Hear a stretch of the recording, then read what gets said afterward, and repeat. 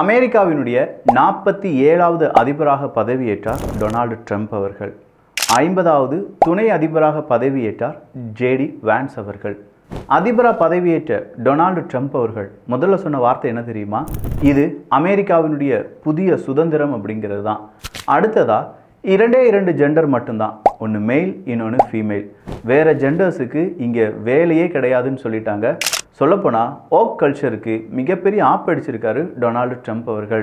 அடுத்ததாக அவர் சொன்னது, இல்லீகலாக அமெரிக்காவுக்கு வரக்கூடிய பல நபர்களும் தடுத்து நிறுத்தப்படுவார்கள், இல்லீகல் கிராசிங் அப்படிங்கிறது நிறுத்தப்படும் அப்படிங்கிறதும் மிகப்பெரிய அளவில் மிக முக்கியமான ஒரு அப்டேட் அவர் கொடுத்திருப்பது என்ன அப்படின்னு பார்த்தா, ரிமைன் இன் மெக்சிகோ பாலிசியை ரீஇனிஷியேட் பண்ண போகிறாங்க.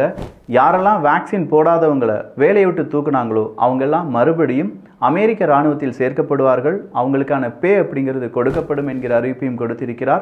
அதே மாதிரி போதைப்பொருள், இங்கே போதைப் பொருளுக்கு நிறைய பேர் அடிமையாக இருக்காங்க. யார் யார் இந்த போதைப் பொருளை விநியோகம் செய்கிறார்களோ, எந்தெந்த குரூப் இருக்கோ அவங்க எல்லாருமே வெளிநாடுகளுடைய தீவிரவாதிகளை நம்ம எப்படி கண்காணிப்போமோ, இல்லை வெளிநாட்டினுடைய தீவிரவாதிகளுக்கு எந்த மாதிரியான ட்ரீட்மெண்ட் கொடுப்போமோ அதே மாதிரி தான் அவங்களையும் இனிமேல் தீவிரவாதிகள் அப்படின்னு சொல்லி தான் நாம் அழைப்போம் என்கிற அறிவிப்பை கொடுத்திருக்கிறார். அமெரிக்காவினுடைய அழிவுக்கு அமெரிக்காவில் பரவி வரும் போதை ரொம்ப முக்கியமான விஷயமாக மாறி இருக்கும்போது டொனால்டு ட்ரம்ப் அவர்களுடைய இந்த அறிவிப்பு மிகுந்த வரவேற்பை பெறும். மிக முக்கியமாக டோஜ் டிபார்ட்மெண்ட் அப்படிங்கிறத உருவாக்கியிருக்காரு. டிபார்ட்மெண்ட் ஆஃப் கவர்மெண்ட் எஃபிஷியன்சி என்பது தான். இதில் தான் எலன் மஸ்க் அவர்கள்லாம் இருக்காங்க என்பதும் குறிப்பிடத்தக்கது.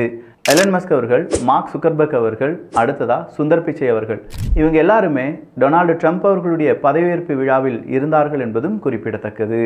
இதே மாதிரி அப் டு டேட்டான இன்ஃபர்மேஷனுக்கு நம்ம சேனலை சப்ஸ்கிரைப் பண்ணிக்கோங்க.